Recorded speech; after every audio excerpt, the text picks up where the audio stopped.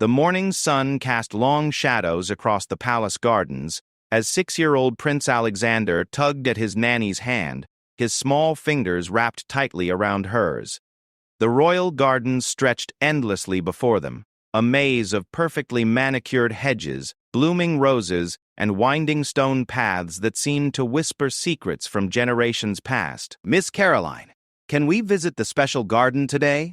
Alexander asked, his bright blue eyes looking up at the woman who had cared for him since he was barely walking. His golden hair caught the sunlight, making him look like a little angel in his navy sailor suit. Caroline Matthews had served the royal family for over 15 years, first as lady-in-waiting to Queen Isabella, and now as the primary caretaker of the young prince. She knew exactly which garden Alexander meant, though her heart always grew heavy when he asked to visit it.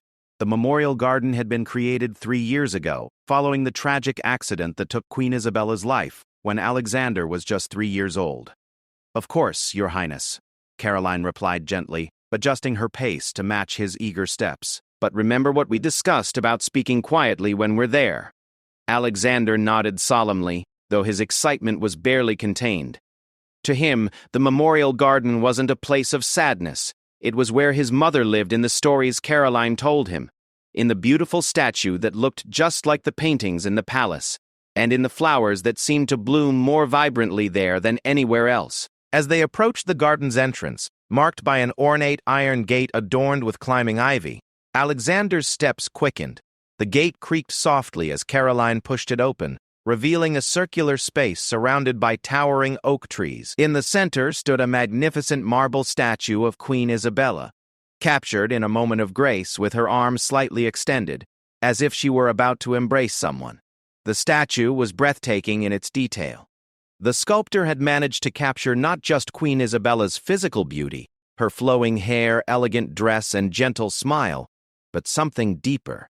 There was a warmth in the marble features, a sense of love and protection that seemed to radiate from the stone itself. Around the base of the statue, hundreds of flowers bloomed in carefully tended beds: roses, lilies, forget-me-nots, and Isabella's favorite lavender. Alexander released Caroline's hand and ran toward the statue, his little legs carrying him as fast as they could. But as he approached, he slowed, remembering the reverence this place deserved. He had been here dozens of times, yet each visit felt like the first. Sometimes he would sit on the marble bench and listen as Caroline told him stories about his mother. Other times, he would help the gardeners plant new flowers, carefully patting down the soil with his small hands. Today, however, something was different. As Alexander drew closer to the statue, he noticed a figure standing motionless beside it. The man wore the distinctive red uniform of the Royal Guard, complete with the tall black hat and gleaming brass buttons. He stood at perfect attention, his eyes fixed straight ahead, unmoving as a statue himself. Alexander had seen the guards countless times throughout the palace, but never here in the memorial garden. They usually stood at doorways, in hallways, or outside important rooms, but this sacred space had always been peaceful and empty, except for visitors and the occasional gardener. The little prince approached cautiously, his curiosity overriding his usual shyness around the formal guards. He had been taught to respect these men who protected his family, but he had also been encouraged to be polite and speak when spoken to. The guard, however, hadn't acknowledged his presence at all. Alexander looked up at the towering figure, then at the statue of his mother, then back at the guard. In his young mind, a thought began to form. A hope so pure and innocent that it made his heart race with possibility. Caroline watched from a distance as Alexander positioned himself between the guard and the statue, his head tilting back and forth as he studied both figures. She knew that look on his face. It was the same expression he wore when he was trying to solve a puzzle or understand something that confused him. "Excuse me, sir?" Alexander said softly, tugging gently at the guard's red coat. The man didn't respond, maintaining his rigid posture and forward gaze, as he had been trained to do. Alexander tried again, a little louder this time. "Excuse me, please?" Still no response. The guard's discipline was absolute, but Alexander didn't understand the rules that governed the royal guard's behavior. In his world, adults usually responded when he spoke to them, especially when he used his polite words as Caroline had taught him. growing more puzzled but not discouraged. Alexander walked around to stand directly in front of the guard, his small frame barely reaching the man's waist. He looked up into the guard's face, searching for any sign of acknowledgement. The guard's expression remained neutral and distant, his eyes focused on some point far beyond the little prince. Alexander glanced back at his mother's statue, then at the guard again. The pieces of his innocent theory were falling into place in his young mind. The guard was here, in this special place, standing so still and quiet. His mother's statue was here, also still and quiet. Could it be possible that— "Mummy?" Alexander whispered so quietly that even Caroline had to strain to hear him. "Mummy, is that you?" The words hung in the morning air like delicate soap bubbles, fragile and beautiful and heartbreaking all at once. Caroline felt her breath catch in her throat. She had spent 3 years helping Alexander understand, in age-appropriate ways, that his mother was gone, that she lived on in their memories and love, but that she wouldn't be coming back. Alexander reached up with one small hand and gently touched the guard's gloved fingers. "It's me, Alexander, your little boy. I've missed you so much." The guard's training wavered for just a moment. His eyes flickered downward to the child's upturned face, and Caroline saw the slightest tremor in his jaw. These men were selected not just for their physical strength and discipline, but for their loyalty to the royal family. Many of them had served Queen Isabella directly, and had mourned her loss deeply. But duty was duty, and the guard forced his gaze back to its proper position, though his breathing had become slightly more labored. Alexander waited for a response, his small hand still resting on the guard's fingers. When none came, he tried a different approach. "I know you have to be very quiet and still," he said understandingly. "Caroline told me that sometimes people can't talk, but they can still hear. I have so much to tell you, Mummy. I learned to write my name properly, and I can count to 100 now. Papa has been teaching me about the kingdom, and I've been extra good, just like you always wanted me to be." Caroline wiped away a tear that had escaped down her cheek. She knew she should intervene, should gently explain to Alexander that the guard was not his mother, but something held her back. Perhaps it was the pure love in his voice, or the way the morning light seemed to embrace all 3 figures, the living boy, the marble queen, and the flesh-and-blood guardian who stood between them. Alexander continued his one-sided conversation, his voice growing more confident. "I visit your statue every week, and I tell you about everything I'm learning. Caroline says you're watching over me from heaven, but I thought maybe you found a way to come back and guard me yourself." "That would be just like you, wouldn't it? You always said you'd always protect me, no matter what." The little prince stepped back and looked thoughtfully at the guard's uniform. "I like your red coat. It's very smart. And your hat is so tall. Are you comfortable standing so still? Do you get tired?" When the guard still didn't respond, Alexander seemed to accept this as part of whatever magic had brought his mother back to him. He turned to the statue, then back to the guard, then made a decision that came from the pure logic of a 6-year-old heart. "I'm going to sit here with you for a while," he announced, settling himself on the ground at the base of the statue, positioning himself so he could look up at both the marble queen and the uniformed guard. Caroline brought a book. "Would you like me to read to you? I've been practicing very hard." Caroline finally approached, her heart heavy with the need to handle this delicate situation with care. She had to protect Alexander's feelings while also gently guiding him back to reality. But as she drew closer, she heard him begin to read from a small picture book, his young voice clear and proud as he shared his accomplishments with the 2 silent figures he had somehow connected in his loving imagination. "Once upon a time, there was a brave queen who loved her little prince more than all the stars in the sky," Alexander began, his words floating through the garden like a prayer, carrying all the hope and love and innocent faith of a child who believed in the impossible, because no one had yet taught him that love couldn't find a way. The afternoon sun had shifted position by the time Alexander finished reading his 3rd story aloud. He remained seated on the soft grass, his back against the marble base of his mother's statue, completely content in the company of his 2 silent companions. The royal guard had maintained his position without moving, though Caroline noticed the subtle signs of strain beginning to show. A slight tremor in his left leg, the barely perceptible shift of weight from one foot to another. "Alexander?" "Sweetheart," Caroline said gently, approaching the trio with careful steps. Perhaps we should return to the palace for lunch. Cook has prepared your favorite chicken and vegetable soup. The little prince looked up at her with eyes that sparkled with newfound joy. But I can't leave Mummy now that I've found her again. What if she disappears while I'm gone? What if she thinks I don't want to be with her? Caroline knelt down beside Alexander, her heart aching at the hope and fear mingled in his voice. She had to choose her words carefully, balancing honesty with compassion for a child's tender feelings. "Your Highness," she said softly, "this kind guard has important duties to perform throughout the palace. He's here to honor your mother's memory, just as we are, but he must return to his post soon." Alexander considered this explanation seriously. His young brow furrowed in concentration. "Does that mean Mummy has to go back to her duties too? Is that why she can't talk to me right now?" The innocence of his question nearly broke Caroline's heart. She glanced up at the guard, whose professional facade was beginning to crack. His eyes had softened, and she could see the internal struggle between his duty to remain motionless and his human response to the grieving child at his feet. "In a way, yes," Caroline replied carefully. "Your mother's duty now is to watch over you always from wherever she is.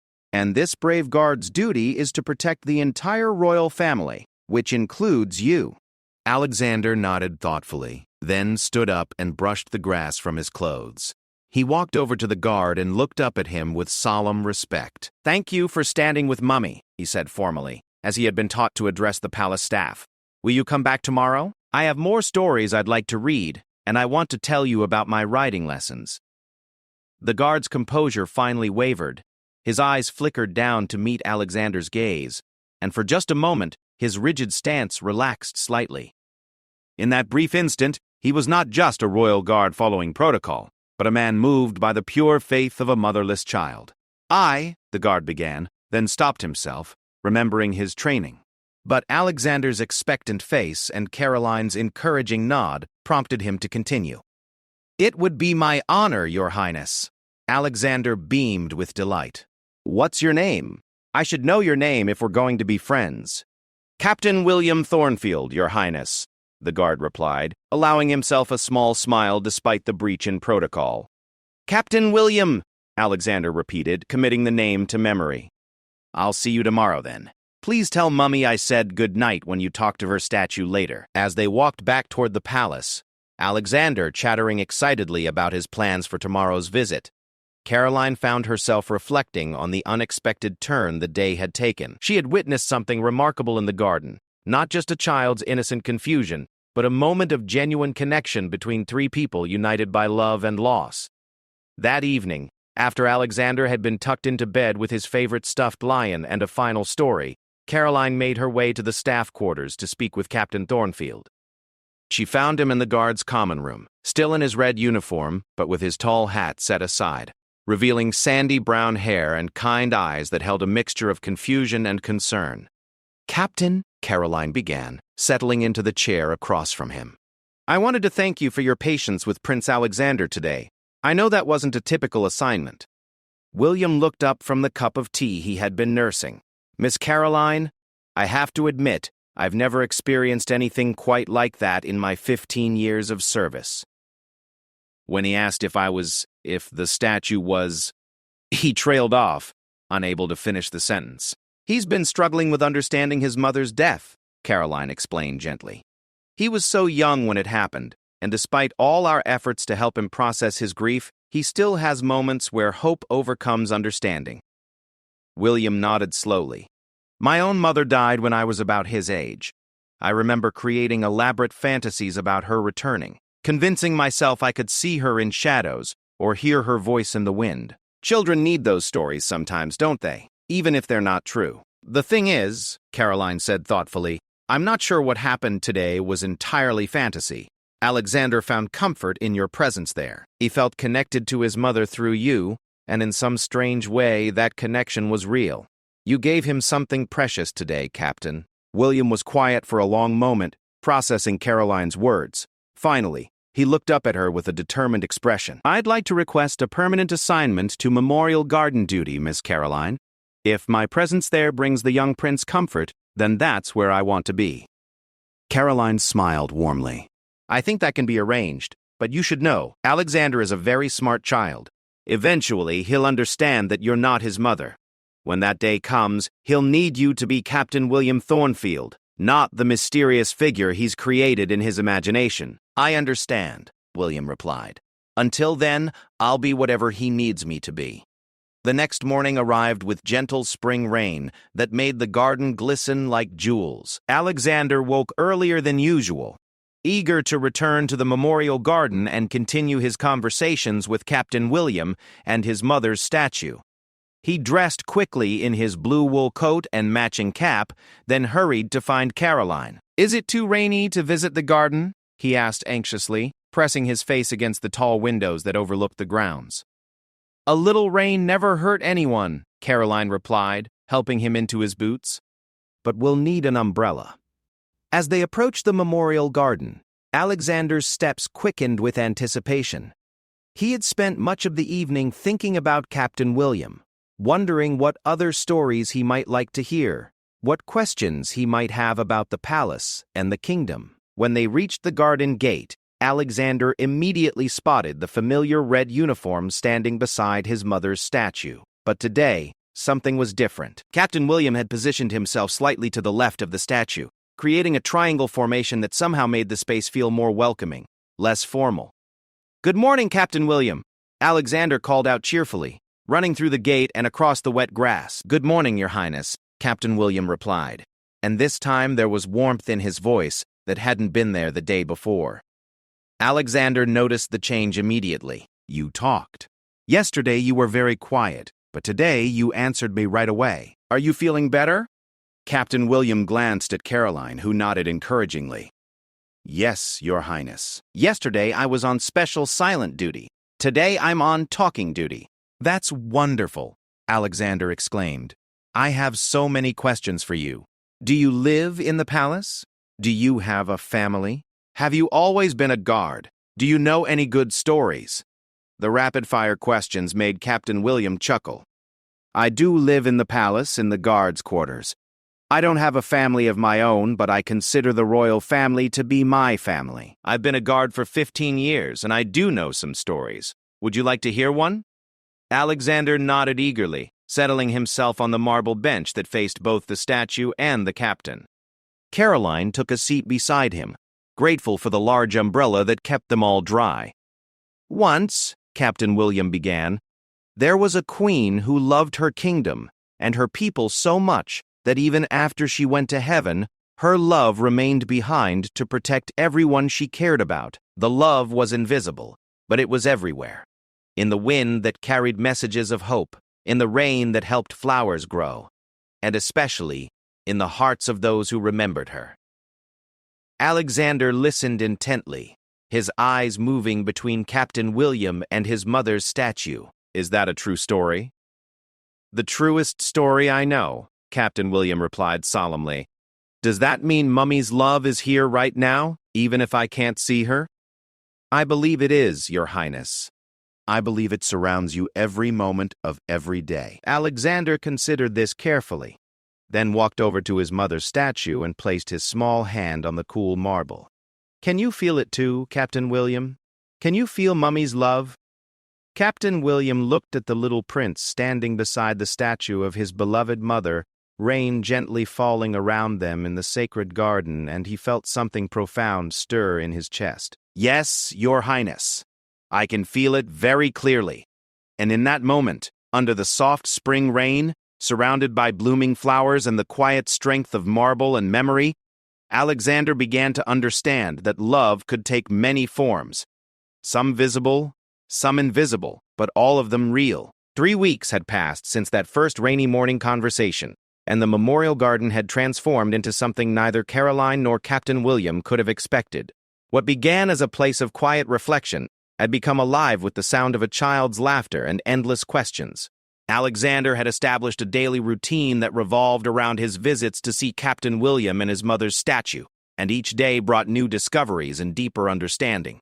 On this particular morning, Alexander arrived carrying a small wooden box that he had decorated with painted flowers and ribbons. His face was bright with excitement as he approached Captain William, who had begun varying his position each day to create different conversation arrangements around the statue. "Captain William," Look what I made, Alexander announced, holding up his handcrafted treasure box. It's for Mummy's garden. I put special things inside that I want to share with her. Captain William knelt down to Alexander's level, a practice he had adopted to make their conversations feel more natural. That's beautiful craftsmanship, Your Highness. What kinds of special things are inside? Alexander opened the box carefully, revealing a collection of small treasures that represented different aspects of his young life. There was a drawing he had made of the palace, a pressed flower from the rose garden, a small toy soldier that had belonged to his father as a child, and a photograph of himself from his recent 6th birthday celebration. This picture is from my birthday party, Alexander explained, holding up the photograph. I wanted Mummy to see how much I've grown, and this flower is from her favorite rose bush. Cook told me she used to pick roses from this very bush to put in the dining room. Captain William examined each item with the serious attention that Alexander's treasures deserved. These are wonderful gifts to share. I'm sure your mother would be very proud to see how thoughtful and caring you've become. Do you think she can really see them? Alexander asked, his voice carrying that mixture of hope and uncertainty that had become familiar to both Caroline and Captain William. Before Captain William could answer, Alexander continued with the directness that only children possess. Caroline says Mummy is in heaven, and Father says she lives in our memories, and the chaplain says she's at peace with God. But sometimes I wonder if maybe she's all of those things and also here somehow. Is that possible? Captain William found himself moved by the complexity of Alexander's spiritual questioning. This was far beyond the innocent confusion of their first meeting. The child was genuinely grappling with concepts that challenged even adult understanding. I think, Captain William said carefully, that love is bigger and more powerful than any one explanation. Maybe your mother exists in all the ways everyone has told you, and maybe in ways we haven't even thought of yet. Alexander nodded thoughtfully, then surprised them all by taking Captain William's hand and placing it on the base of the statue alongside his own small palm. Sometimes when I touch the statue, I feel warm inside, even when it's cold outside, Alexander said softly. Do you feel anything special when you touch it? Captain William had avoided physical contact with the statue during his weeks of garden duty, maintaining a respectful distance as his training had taught him. But now, with Alexander's encouragement, he allowed his gloved hand to rest against the cool marble. To his surprise, he did feel something, not supernatural but deeply meaningful nonetheless. The stone seemed to carry the weight of love and loss, of memory and hope. I feel the love that created this statue, he said honestly. I feel the care of everyone who tends this garden, and the devotion of all who come here to remember your mother. Alexander beamed at this response. That's exactly what I feel too. Caroline, do you want to try? Caroline joined them at the statue's base, placing her hand alongside theirs. For a moment, the three of them stood connected through marble and memory, each experiencing their own version of the peace that seemed to emanate from this special place. You know what I think? Alexander said suddenly.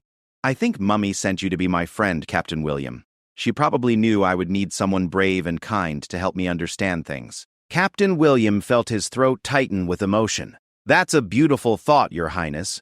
Will you help me plant something new in Mummy's garden? Alexander asked. I brought some seeds that Caroline helped me pick out. They're called forget-me-nots, and they're supposed to bloom blue like Mummy's eyes. The three of them spent the next hour working together in the soft earth around the statue's base. Alexander dug small holes with a child-sized trowel, while Captain William and Caroline guided the placement of each seed. As they worked, Alexander chattered about everything from palace life, to his lessons, to his dreams for the future. When I'm king someday, Alexander said seriously, I want to make sure there are beautiful gardens everywhere in the kingdom. Gardens where people can remember the people they love and feel happy even when they're sad. That sounds like a wonderful goal for a future king, Captain William replied. Your mother would be very proud of that idea. As they finished planting the last of the seeds, Alexander stood back to admire their work. Captain William, can I ask you something important? Of course, Your Highness. Do you think Mummy knows about you? Do you think she's happy that we're friends? Captain William looked at the earnest little face turned up toward him, then at the statue of Queen Isabella with her arms extended in eternal welcome, and finally at Caroline, who nodded encouragingly. Alexander, he said, using the child's name instead of his formal title for the first time, I believe your mother knows about everything good that happens in your life. And I believe she's very happy that you've found ways to keep her memory alive through kindness and friendship and love. Alexander smiled widely, then did something that surprised everyone, including himself. He walked over to the statue and wrapped his arms around its base in a gentle hug. Thank you for sending me Captain William Mummy, he whispered. And thank you for all the love you left behind for me to find. When he stepped back from the statue, there was a new quality to his expression. Not the desperate hope of someone looking for the impossible, but the peaceful contentment of someone who had found exactly what he needed. I understand now, Alexander announced. Mummy isn't exactly here, and she isn't exactly not here.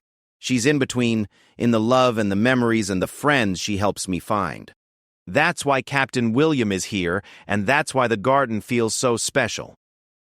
Caroline wiped away a tear, amazed at the emotional intelligence this little boy had developed through his journey of grief and discovery. Captain William stood at attention, but his formal posture now carried warmth and affection rather than distant duty. Does this mean you won't ask if I'm your mother anymore? Captain William asked gently. Alexander giggled, the sound bright and healing in the morning air.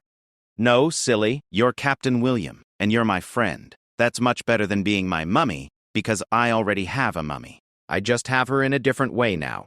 The three of them remained in the garden until the sun reached its highest point, talking and laughing and sharing stories. When it was finally time to return to the palace for lunch, Alexander took one last look at their newly planted seeds.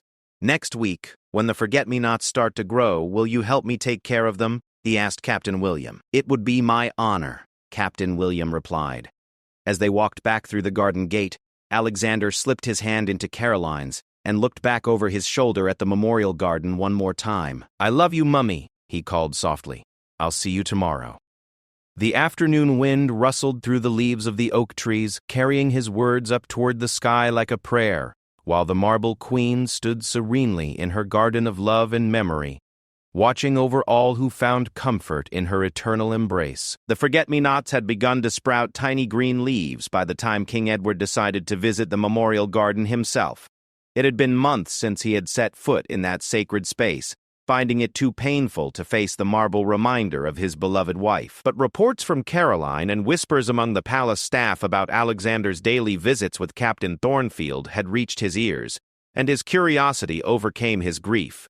King Edward was a man who carried his sorrow quietly but heavily. At 38, he had already lived through more loss than many experience in a lifetime, and the death of Queen Isabella had left him struggling to balance his duties as both monarch and father. He had thrown himself into affairs of state, often working late into the night to avoid the empty silence of his chambers. On this crisp autumn morning, he made his way through the palace gardens with purposeful steps, his black coat billowing behind him in the cool breeze. As he approached the memorial garden, he could hear the familiar sound of Alexander's voice, animated and joyful, mixed with the deeper tones of Captain William's responses.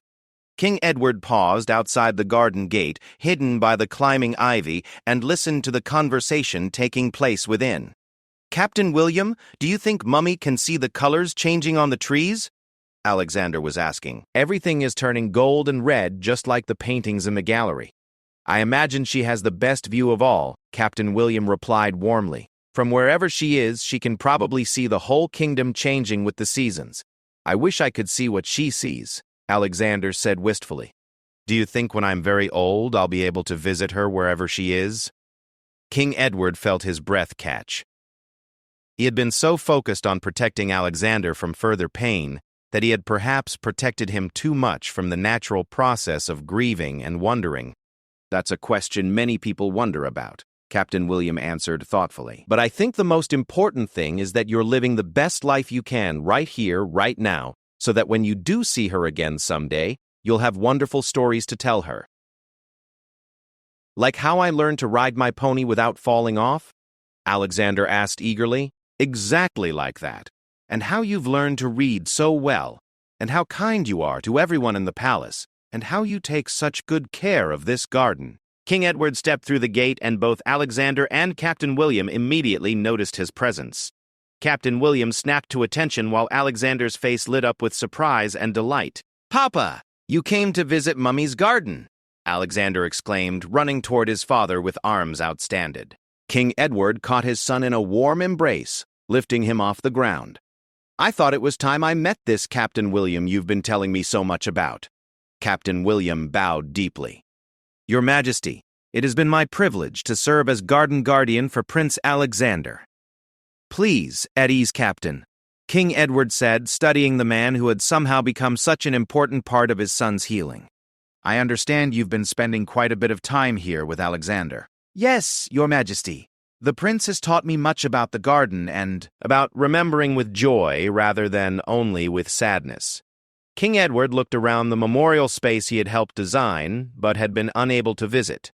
The garden was more beautiful than he remembered, enhanced by the small personal touches Alexander had added, painted stones marking the spots where different flowers were planted, a small wooden birdhouse hanging from one of the oak trees, and the flourishing forget-me-nots surrounding the statue's base.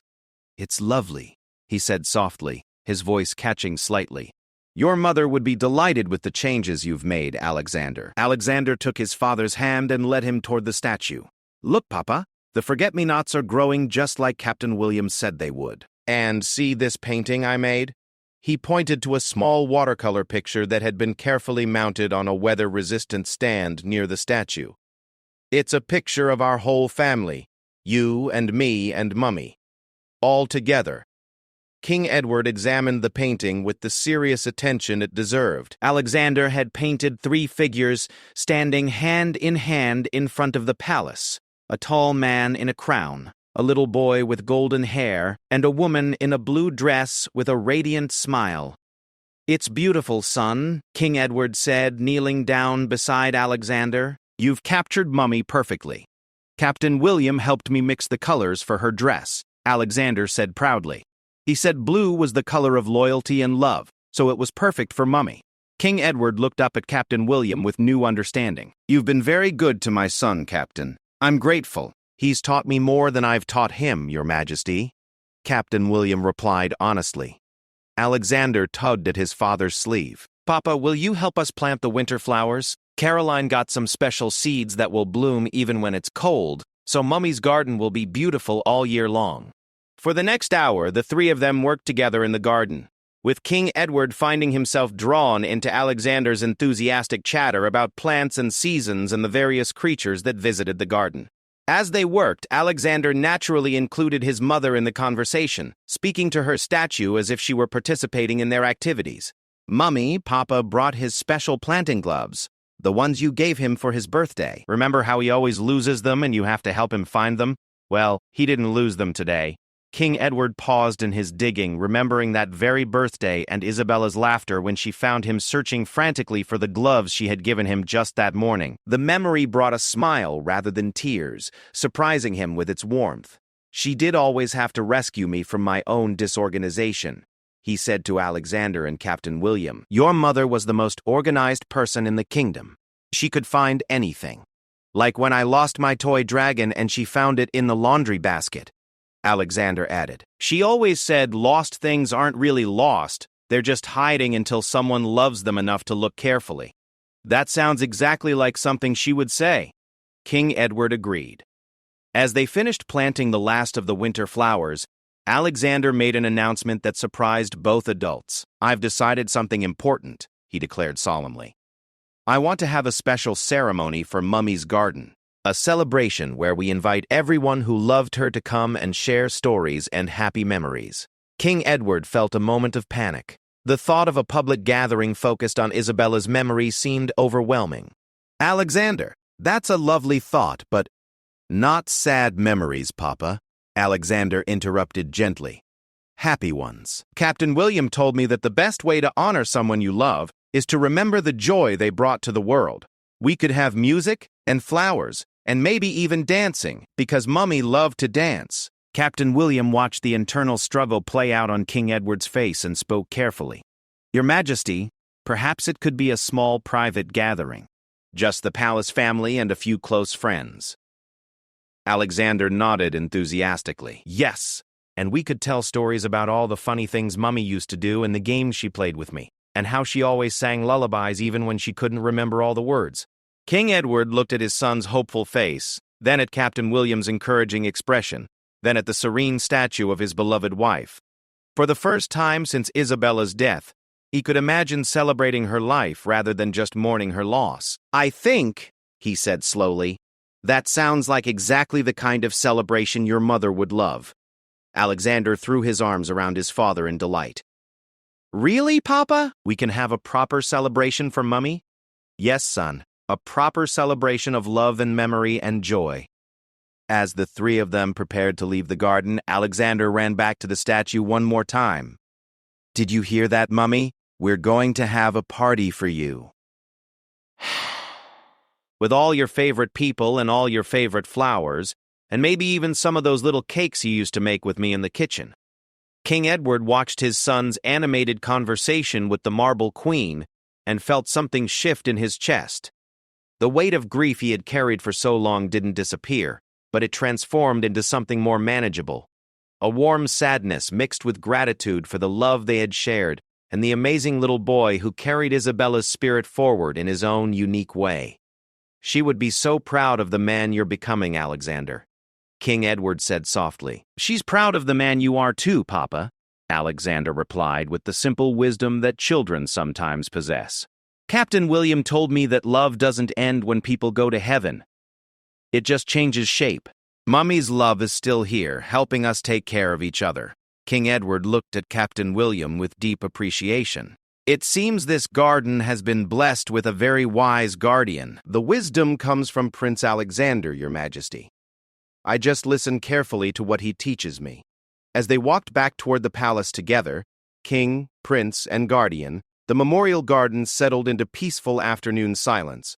But it was no longer a place of sadness. It had become something more powerful, a sanctuary where love transcended loss, where memory became celebration, and where a little boy's faith had transformed grief into joy. The day of Queen Isabella's memorial celebration dawned with golden sunlight and the kind of crisp air that made everything seem possible. Alexander had been awake since before sunrise, too excited to sleep, checking and rechecking the special preparations he had helped plan for his mother's garden party. The memorial garden had been transformed with garlands of autumn flowers, strings of tiny lanterns that would glow softly as evening approached, and tables laden with Isabella's favorite foods. A small string quartet was positioned near the oak trees, their instruments ready to play the gentle melodies that had once filled the palace when the queen was alive.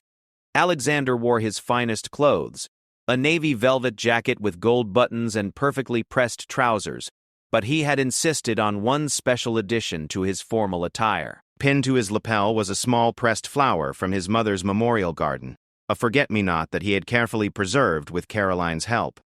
"Are you ready for this, son?" King Edward asked, adjusting his own formal dress uniform. He too wore a pressed flower from Isabella's garden, a tiny white rose that matched the larger white roses Isabella had carried in her wedding bouquet. "I've been ready for weeks, Papa," Alexander replied, practically bouncing with excitement. "Do you think Mummy will like her party?" "I think she'll love it," King Edward said, and for the first time in months he truly meant it. The guests began arriving at midday, a carefully selected group of people who had loved Queen Isabella and who would understand the spirit of celebration Alexander wanted to create. Cook arrived carrying a tray of the little cakes Isabella had taught Alexander to make, their tops decorated with edible flowers. The head gardener brought a bouquet of roses from the royal greenhouse, each bloom perfect and fragrant. Caroline wore her finest dress and carried a collection of photographs that showed Isabella's daily life in the palace. Not formal portraits, but candid moments of laughter and love. Captain William had been given special permission to attend the celebration out of uniform, dressed in civilian clothes that made him look younger and more relaxed than anyone had ever seen him. Alexander had specifically requested his presence, declaring that Captain William was now family and belonged at any celebration for his mother. "Ladies and gentlemen," Alexander announced, standing on a small step stool near his mother's statue so everyone could see him. "Welcome to Mummy's celebration. We're here to remember all the happy things about Queen Isabella and to share the love she gave to all of us." The gathered group, perhaps 20 people in total, applauded warmly. Alexander had insisted that this be his celebration to host, and King Edward had agreed, curious to see what his young son would create. "First, we're going to go around and everyone will tell one happy story about Mummy," Alexander continued. "Then we'll eat her favorite foods, and then we'll dance to her favorite music, and then we'll plant one special flower that will bloom every year on her birthday." The storytelling portion of the celebration exceeded everyone's expectations. Cook shared the story of Isabella's disastrous first attempt to bake bread, which resulted in something so hard it could have been used as a weapon. The head gardener told about the time Isabella decided to surprise the palace by planting a vegetable garden herself, working alongside the groundskeepers with dirt under her fingernails and laughter in her voice. Caroline shared memories of Isabella's terrible sense of direction, how she once got lost in her own palace and was found an hour later in the laundry room, cheerfully folding bed linens with the staff and completely unaware she had missed an important meeting with foreign diplomats. When it was Captain William's turn, he hesitated for a moment before speaking. "I didn't know Queen Isabella personally," he began, "but through Prince Alexander, I've learned that her greatest gift wasn't her beauty or her royal status. It was her ability to see the magic in ordinary moments, and to teach others to see it too. Alexander carries that gift with him every day." King Edward's story was the most touching of all. "Isabella never wanted to be called Your Majesty when we were alone," he shared. "She insisted I call her Isabella or Bella, or sometimes just Hey You when she was being particularly silly. She said royal titles were for public ceremonies, but love was for private moments. She taught me that being a king was my job, but being her husband was my joy." Finally, it was Alexander's turn. He had been saving his story for last, and he stood up, tall and proud, as he began to speak. "My story about Mummy is about the time she taught me about invisible things," he said clearly. "I was very little, and I was sad because I lost my favorite toy. Mummy said she would teach me how to find invisible things that were even better than toys. She showed me how love is invisible, but you can feel it in hugs. She showed me how kindness is invisible, but you can see it in smiles. She showed me how memories are invisible, but they live in your heart forever." Alexander paused and looked around at all the faces watching him. "When Mummy went to heaven, I thought I lost her like I lost my toy. But then I remembered about invisible things. Mummy's love is still here, invisible but real. Her kindness is still here in all of us who remember her. And her memory lives in my heart forever, so she's never really gone." There wasn't a dry eye in the garden when Alexander finished speaking. Even Captain William, trained in emotional discipline, wiped away a tear. The feast that followed was joyous rather than solemn. Everyone shared Isabella's favorite foods while the quartet played soft background music.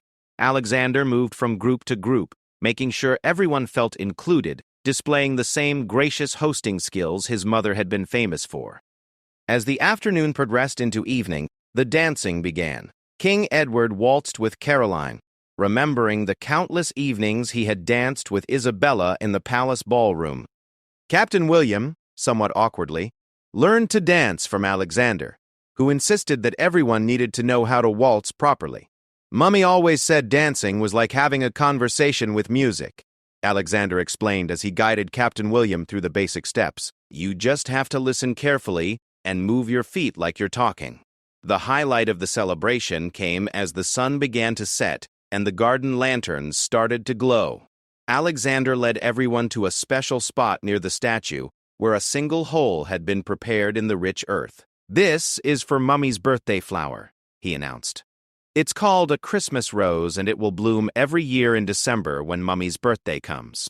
Captain William helped me choose it because it's strong enough to bloom even in winter, just like Mummy's love is strong enough to last forever." Each person at the celebration took a turn adding soil around the newly planted rose bush. As they worked together, Alexander began to sing a lullaby that Isabella had once sung to him, a gentle melody about love that travels on the wind and watches over children while they sleep. One by one, the other guests joined in the singing, until the entire garden filled with voices harmonizing in tribute to the queen who had brought so much love into their lives. The marble statue seemed to glow in the lantern light, and for a moment, it felt as though Isabella herself might step down from her pedestal and join the celebration. As the evening drew to a close and guests began to say their farewells, Alexander approached Captain William with a serious expression. "Captain William, I need to tell you something important," he said solemnly. "What is it, Alexander? When I first met you, I thought maybe you were Mummy in disguise. But now I know something better. You're not Mummy, but you're someone Mummy would have chosen to be my friend. That's even more special."